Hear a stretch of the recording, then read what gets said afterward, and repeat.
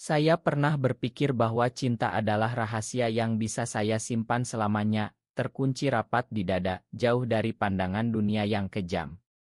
Sampai hari itu tiba, ketika rahasia itu meledak seperti bom di tengah kota kecil kami di Surabaya, dan seluruh penduduk memandang saya sebagai monster. Saya, Santa, yang dulu dikenal sebagai pemuda biasa, tiba-tiba menjadi bahan ejekan, dicap sebagai penyimpang, dan dipermalukan di depan mata semua orang yang saya cintai. Itu dimulai pada pagi yang cerah, ketika angin laut dari pelabuhan Tanjung Perak meniupkan aroma garam ke jalan-jalan sempit di kampung kami. Saya bekerja sebagai guru musik di sekolah dasar setempat, mengajarkan anak-anak memainkan gamelan dan angklung, alat musik tradisional yang selalu membuat hati saya bernyanyi. Hidup saya tampak sempurna, keluarga yang sederhana, ayah yang pensiunan nelayan, ibu yang sibuk di pasar, dan adik-adik yang masih kecil. Tapi di balik itu semua, ada Ari, pria yang saya cintai diam-diam selama 2 tahun. Ari adalah tetangga saya, seorang mekanik di bengkel motor, dengan senyum yang bisa menerangi malam gelap di gang-gang kumuh Surabaya. Kami bertemu pertama kali di estial musik tradisional saat hujan deras mengguyur kota. Saya sedang memainkan angklung sendirian di bawah tenda bocor, dan Ari datang mencari tempat berteduh. Matanya yang coklat hangat bertemu dengan mata saya, dan sejak itu dunia terasa berbeda. Kami mulai bertemu secara rahasia, di pantai malam hari atau di belakang pasar malam, berbagi cerita tentang mimpi-mimpi kami.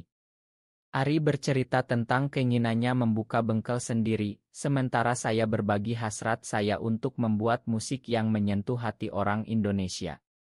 Cinta kami tumbuh seperti pohon mangga di musim hujan, subur tapi rapuh, karena di negeri ini, cinta seperti kami adalah tabu. Suatu hari, kami ceroboh.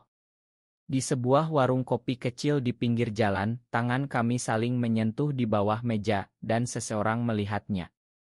Itu adalah Budi, teman masa kecil saya yang sekarang menjadi pemimpin pemuda di kampung. Budi yang selalu iri dengan kehidupan saya yang tenang, menyebarkan rumor itu seperti api di ladang kering. Malam itu, foto kami yang diambil diam-diam beredar di grup WhatsApp kampung. Santa dan Ari, penyuka sesama jenis, tulisnya, disertai emotikon muntah. Pagi harinya, ketika saya bangun, pintu rumah saya sudah dicoret-coret dengan kata-kata kasar, "Gay, keluar dari sini." Kota kecil kami meledak. Ayah saya, yang biasanya tenang seperti laut pagi, memukul meja dengan marah. "Apa yang kamu lakukan, Santa? Kamu bikin malu keluarga," serunya, matanya penuh air mata. Ibu menangis di sudut, memeluk adik-adik yang bingung. Di sekolah, kepala sekolah memanggil saya ke ruangannya. "Kami tidak bisa mempertahankan guru seperti kamu. Anak-anak butuh teladan yang benar," katanya dingin. Saya dipecat seketika, tanpa kesempatan membela diri. Murid-murid yang dulu mencintai saya sekarang menjauh, bisik-bisik di belakang, "Pak Santa aneh. Ari, oh Ari. Dia yang pertama kali menghilang." Ketika saya mencarinya di bengkel, dia menghindari tatapan saya. "Ma, Santa. Aku tak bisa. Keluargaku mengancam," katanya pelan, suaranya gemetar. Itu adalah pengkhianatan pertama, yang menusuk hati saya seperti pisau tajam. Saya berjalan pulang sendirian di bawah hujan deras yang seolah menangisi nasib saya. Seluruh kota seakan bersekongkol melawan saya, tetangga memandang sinis, pedagang di pasar menolak melayani, bahkan anak-anak kecil melempar batu ke rumah kami. Tapi di tengah kegelapan itu ada cahaya kecil. Namanya adalah Riko, anak laki-laki berusia 10 tahun yang tinggal di gang sebelah. Riko adalah murid saya dulu, anak yatim piatu yang dibesarkan oleh neneknya. Dia sering datang ke rumah untuk belajar musik gratis. Saat semua orang menjauh, Riko muncul di depan pintu saya, membawa sepotong roti tawar. "Pak Santa, aku tak percaya rumor itu. Kamu tetap guru terbaik," katanya polos, matanya penuh keyakinan. Saya tersenyum pahit, mengajaknya masuk. Kami bermain angklung bersama, dan untuk pertama kalinya sejak skandal itu, hati saya terasa ringan. Rico bercerita tentang mimpinya menjadi musisi, seperti saya. Aku ingin membuat lagu yang membuat orang bahagia, Pak, katanya. Saya mengangguk, tapi dalam hati, saya bertanya-tanya, bagaimana saya bisa mengajari kebahagiaan jika hidup saya sendiri hancur. Hari-hari berikutnya semakin berat. Kampung mengadakan pertemuan darurat dipimpin oleh Budi. Mereka memutuskan untuk mengusir saya dari kota. Kita tak mau pengaruh buruk untuk anak-anak kita, teriak Budi, diikuti sorak-sorai. Ayah saya yang biasanya diam berdiri membela saya. Dia anak saya. Kalian tak punya hak. Tapi suaranya kalah oleh kerumunan. Malam itu, rumah kami dilempari batu, kaca jendela pecah berhamburan. Saya memutuskan untuk pergi. Packing barang-barang sederhana, saya berpamitan pada keluarga. Ibu memeluk saya erat, kembalilah suatu hari, nak. Adik-adik menangis, tapi ayah hanya mengangguk dingin. Saat saya melangkah keluar, Rico menunggu di depan. Pak Santa, jangan pergi. Aku butuh kamu, katanya, air mata mengalir. Saya berlutut, memeluknya. Rico, dunia ini kejam, tapi kamu harus tetap baik. Itu adalah momen yang mengubah segalanya, tapi saat itu, saya belum tahu. Saya naik bus ke Jakarta, meninggalkan Surabaya yang pernah saya cintai. Di ibu kota, saya mencoba memulai hidup baru, bekerja sebagai buruh serabutan, menyembunyikan identitas saya. Tapi bayang-bayang masa lalu terus menghantui. Beberapa bulan kemudian, surat dari Rico tiba. Pak Santa, aku membuat lagu untukmu. Datanglah ke Estial Musik di Surabaya. Hati saya berdegup kencang. Apakah ini jebakan? Tapi kerinduan pada rumah membuat saya kembali. Sampai di sana, Estial sedang ramai. Rico naik panggung, memainkan angklung dengan lincah. Lagu yang dia ciptakan berjudul Cinta Tanpa Batas, tentang cinta yang tak peduli gender. Ini untuk Pak Santa, guru saya yang terbaik, katanya lantang.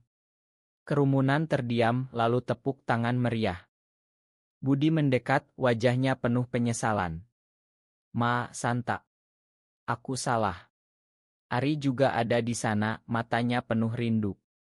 Tapi yang paling menyentuh adalah Rico, yang memeluk saya di panggung. Kamu mengubah segalanya, Pak.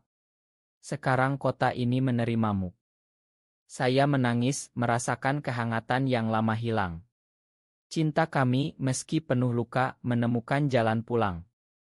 Kembali ke Jakarta, pikiran saya masih melayang ke momen di panggung itu.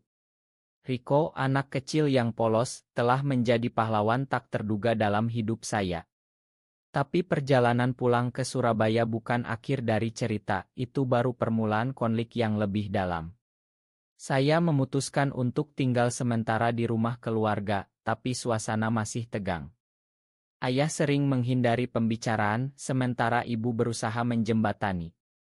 Ari menghubungi saya malam itu.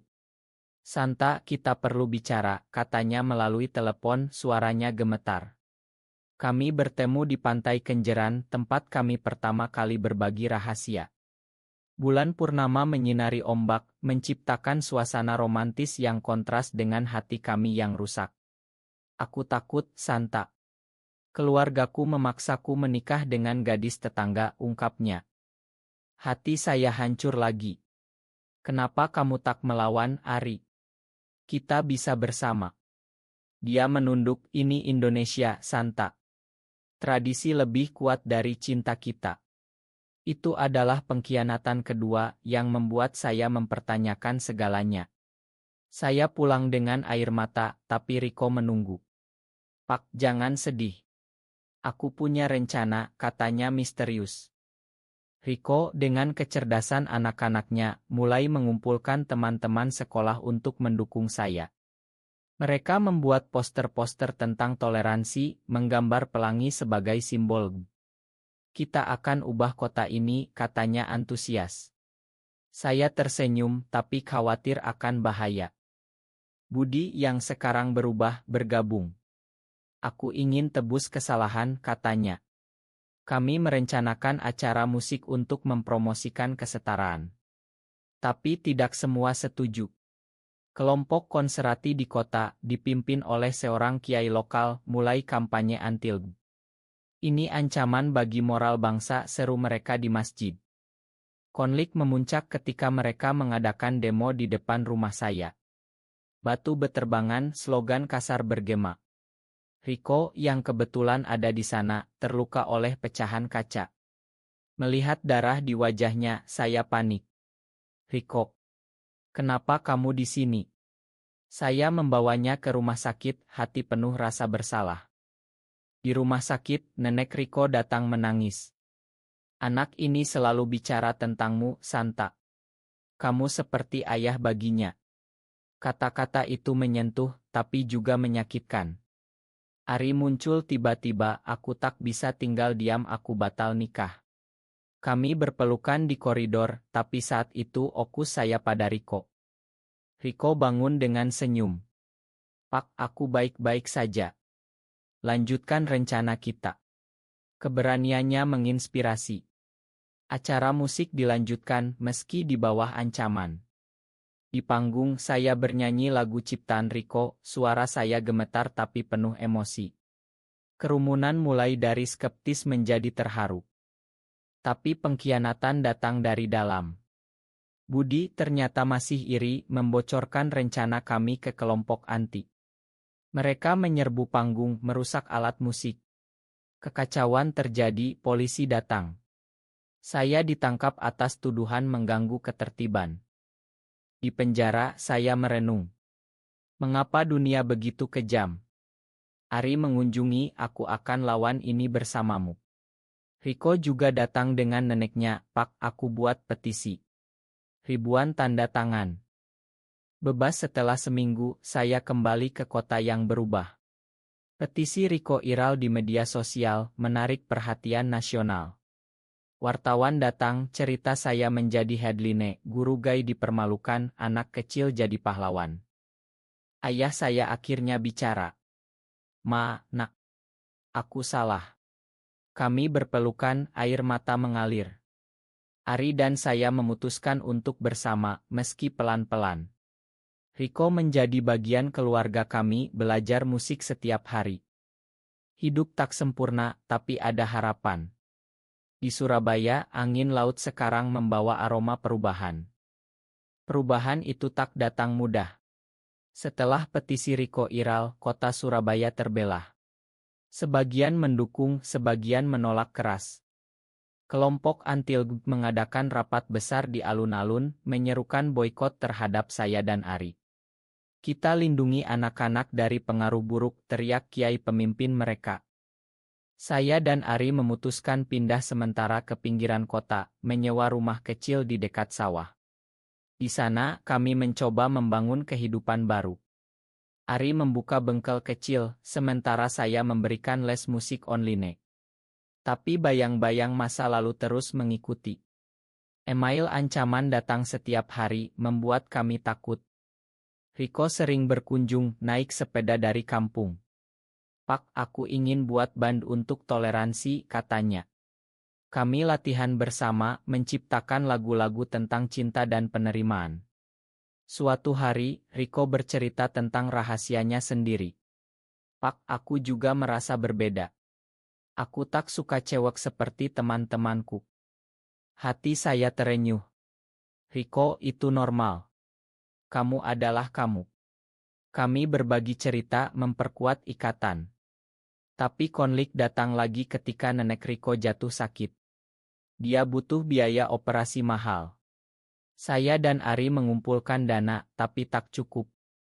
Budi muncul, menawarkan bantuan. Ini tebusan dosa saya, katanya. Ternyata itu jebakan.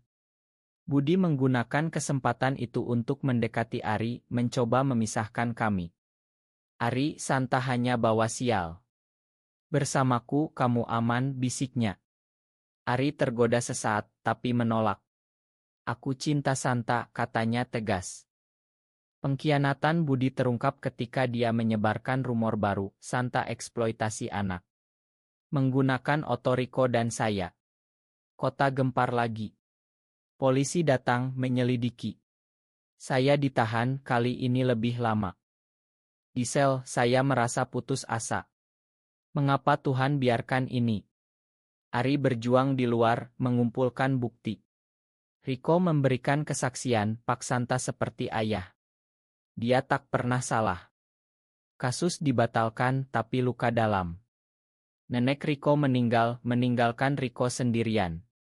Saya dan Ari mengadopsinya secara tidak resmi, membawanya tinggal bersama. Kamu keluarga kami sekarang, kata saya. Hidup mulai stabil. Kami pindah ke Bali mencari kedamaian. Di sana, di tengah sawah hijau dan pura kuno, cinta kami berkembang. Ari dan saya berjalan tangan bergandengan di pantai Kuta, merasakan kebebasan pertama kali. Tapi masa lalu memanggil. Undangan Estial Musik Nasional di Jakarta datang untuk Riko. Ini kesempatan, Pak, katanya. Kami pergi, tapi di sana Budi muncul lagi sebagai panitia. Konfrontasi terjadi. Kenapa kamu tak berhenti, Budi, tanya saya. Dia menangis, aku iri. Kamu punya cinta sejati. Kami memakan tapi waspada. Di panggung, Riko bernyanyi didedikasikan untuk saya dan Ari. Penonton terharu, tepuk tangan bergemuruh. Itu adalah kemenangan kecil tapi berarti. Kembali ke Bali, kami membangun komunitas kecil untuk LB. Rumah kami menjadi tempat aman di mana cerita dibagi. Riko tumbuh menjadi remaja berbakat, musiknya menyentuh banyak hati. Cinta kami, meski penuh badai, tetap bertahan. Di negeri yang indah ini, kami menemukan harapan. Di Bali, kehidupan kami seperti mimpi yang rapuh. Sawah terasering di Ubud menjadi latar belakang hari-hari kami, di mana Ari bekerja sebagai pemandu wisata, sementara saya mengajar musik di sekolah lokal. Riko bersekolah dengan baik, teman-temannya menerima dia apa adanya. Tapi bayang-bayang Surabaya masih menghantui. Suatu malam, telepon dari ayah datang. Santa, pulanglah. Ibu sakit. Hati saya teriris. Kami bertiga kembali ke Surabaya. Ibu terbaring lemah di rumah sakit, kanker stadium akhir. Makan ibu, nak. Ibu bangga padamu, bisiknya.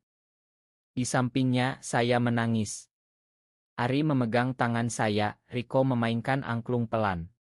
Ibu meninggal dengan damai, meninggalkan lubang besar. Pemakaman ramai, tapi banyak yang masih menjauh. Setelah itu, ayah berubah. Tinggallah di sini, Santa. Keluarga butuh kamu. Kami memutuskan tinggal, membangun ulang. Ari membuka bengkel, saya kembali mengajar. Tapi konflik baru muncul. Kelompok anti datang lagi, kali ini dengan ancaman isik. Mobil Ari dirusak, rumah dilempari. Riko takut, Pak, kita pergi saja. Saya tegas, tidak, kita lawan. Kami bergabung dengan Ngolb di Jakarta, mengadakan workshop toleransi. Riko menjadi pembicara muda, ceritanya menginspirasi. Budi yang sekarang benar-benar bertobat, membantu. Aku ingin jadi bagian perubahan. Kami bekerja sama, meski hati-hati. Cinta Ari dan saya diuji lagi ketika mantan tunangannya muncul. Ari, kembalilah. Aku masih cinta. Ari ragu, tapi memilih saya. Santa adalah jiwaku. Puncaknya di acara nasional. Kami diundang bicara di seminar hak asasi. Di sana, demonstran menyerbu. Kekerasan terjadi, Ari terluka melindungi saya. Di rumah sakit, dia berbisik, aku tak menyesal. Riko menangis, jangan tinggalkan kami, Om. Ari sembuh, ikatan kami lebih kuat.